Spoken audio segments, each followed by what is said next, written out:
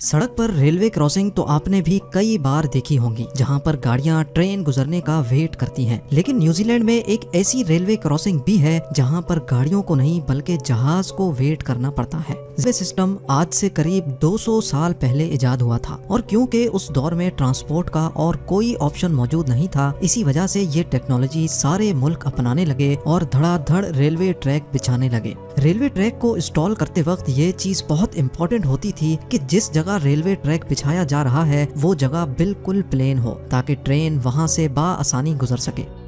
लेकिन कई ऐसी जगहें भी थीं जहां पर रेलवे ट्रैक बिछाना इतना आसान नहीं था। कहीं ऊंचे ऊंचे पहाड़ तो कहीं बहते दरिया।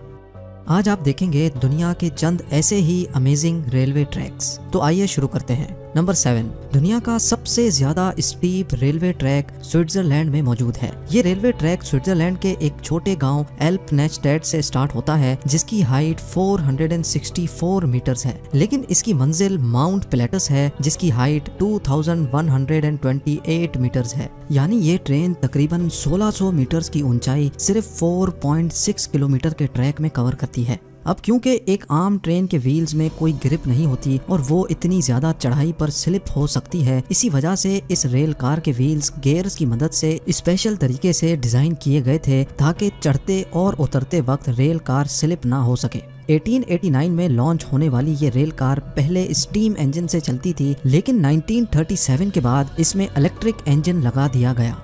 नंबर 6, न्यूजीलैंड में गिसबॉर्न के नाम से एक छोटा शहर है जहां का एयरपोर्ट बहुत ही अनोखा है। ये दुनिया का वाहिद ऐसा एयरपोर्ट है जिसके रनवे को एक रेलवे लाइन क्रॉस करती है। इस एयरपोर्ट का कंट्रोल टावर सिर्फ पायलट से कांटेक्ट में नहीं रहता, बल्कि यहाँ का कंट्रोल टावर रेलवे टावर से भी कांटेक्ट में रहता है। अगर प्लेन लैंडिंग के काफी करीब होता है तो ट्रेन को रोक लिया जाता है या फिर टेक ऑफ से पहले प्लेन को वेट करने का कहा जाता है। रनवे की जिस जगह से रेलवे ट्रैक गुजर रहा है उसको बड़ी महारत से ऐसे डिजाइन किया गया है कि जहाज की लैंडिंग के वक्त कोई हादसा ना हो। असल में ये रेलवे ट्रैक तो पहले से ही यहाँ मौजूद था, लेकिन बाद में इसी जगह पर एयरपोर्ट की कंस्ट्रक्शन का फैसला किया गया था क्योंकि एयरपोर्ट के लिए गिसबॉर्न में और कोई जगह सूटेबल नहीं थी। नंबर 5, स्विट्जरलैंड अपने खूबसूरत पहाड़ों और ग्रीनरी की वजह से काफी फेमस है। इन माउंटेन्स पे रेलवे ट्रैक बनाना वाकई एक बहुत बड़ा चैलेंज था। 5270 फीट की ऊंचाई पर मौजूद ज़र्मत नामी एक छोटा शहर है। यहाँ से लेकर all the way Saint Martin's तक ये खूबसूरत रेलवे ट्रैक पूरे 291 किलोमीटर लंबा है। यहाँ पर एक वक्त में सिर्फ एक ही ट्रेन चल सकती है जिसको ग्लेशियर एक्सप्रेस कहा जाता है। पहाड़ों और स्नोफॉल की वजह से यहाँ ट्रेन बहुत स्लो चलती है और ये पूरा सफर 8 घंटों में मुकम्मल होता है। इसी वजह से ग्लेशियर एक्सप्रेस दुनिया की सबसे स्लो चलने वाली ट्रेन भी कहलाती है। इस पूरी जर्नी में ट्रेन पहाड़ों के अंदर बने 91 टनल्स में से गुजरती है। यहाँ का एक टनल फुरका टनल कहलाता है जो 16 किलोमीटर लंबा टनल है और इसी सफर के दौरान ट्रेन एक ऐसे ब्रिज से भी गुजरती है जो 450 फीट ऊंचाई पर बना हुआ है। नंबर 4, स्विट्जरलैंड में ही एक पॉइंट ऐसा भी है जहाँ पर ट्रेन को फ्लैट जमीन से एक पहाड़ी पर चढ़ना होता है क्योंकि ट्रेन इंजन इतने ज्यादा पावरफुल नहीं होते कि वो इतनी ज्यादा चढ़ाई पार कर सकें। इसी वजह से ये वायाडक्ट बनाया गया था जिसको ब्रूजियो स्पाइरल वायाडक्ट कहा जाता है।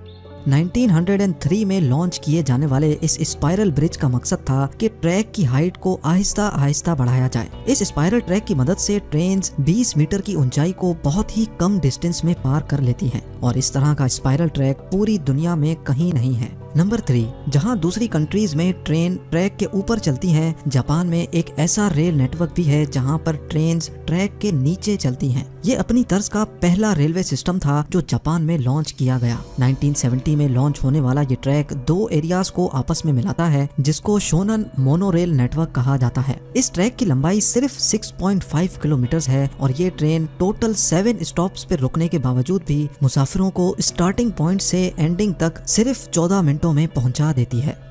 नंबर 2, 415 किलोमीटर लंबा ये रेलवे ट्रैक थाईलैंड के शहर बैनपोंग से स्टार्ट होता है और बर्मा के शहर थैन बियू जयात पे खत्म होता है। वैसे तो ऑफिशियली इसका नाम बर्मा रेलवे है, लेकिन असल में ये डेथ रेलवे के नाम से मशहूर है। इसको डेथ रेलवे इस वजह से नहीं कहा जाता क्योंकि ये बहुत डेंजरस है, बल्कि इसके पीछे एक बहुत बड़ी कहानी है। वर्ल्ड वॉर 2 के दौरान आर्मी ट्रूप्स को खाना और वेपन्स सप्लाई करने के लिए एम्पायर ऑफ जापान ने ये ट्रैक बनवाया था, लेकिन इसको बनवाने में 1 लाख से भी ज्यादा वॉर प्रिजनर्स को इस्तेमाल किया गया। ये माना जाता है कि 415 किलोमीटर लंबा ये ट्रैक जल्द अज जल्द बनवाने के लिए वॉर प्रिजनर्स पे इतना जुल्म सितम किया जाता था कि इनमें से 50% से भी ज्यादा वर्कर्स मौके पे ही मर गए, जिनको वहीं ट्रैक के बराबर में दफन कर दिया जाता था। और अब नंबर 1, यूएसए की स्टेट ओहायो में नेपोलियन और डिफायंस के दरमियान बना हुआ रेलवे ट्रैक दुनिया का सबसे खतरनाक रेलवे ट्रैक माना जाता है। जहां ट्रेन्स को बिल्कुल सीधा ट्रैक चाहिए होता है, वहीं इस रेलवे ट्रैक का काफी हिस्सा बहुत ज्यादा टेढ़ा और ऊपर नीचे है,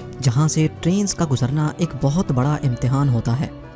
लेकिन आखिर ये ऐसा क्यों है और इसको ठीक क्यों नहीं किया जाता? असल में इस ट्रैक का जो हिस्सा जंगल से गुजरता है वहाँ जमीन गीली है और इसी वजह से अक्सर जगह से ट्रैक जमीन में बैठ गया है। इस ट्रैक को रिपेयर करने की बहुत कोशिशें की गई हैं, लेकिन नरम जमीन होने की वजह से ये मसला हल नहीं हो पा रहा। बस यही वजह है कि यहाँ से गुजरते वक्त ट्रेन्स अपनी स्पीड बहुत कम कर लेती हैं। उम्मीद हो भी आप लोग भरपूर लाइक और शेयर करेंगे। आप लोगों के प्यार भरे कमेंट्स का बेहद शुक्रिया। मिलते हैं अगली शानदार वीडियो में।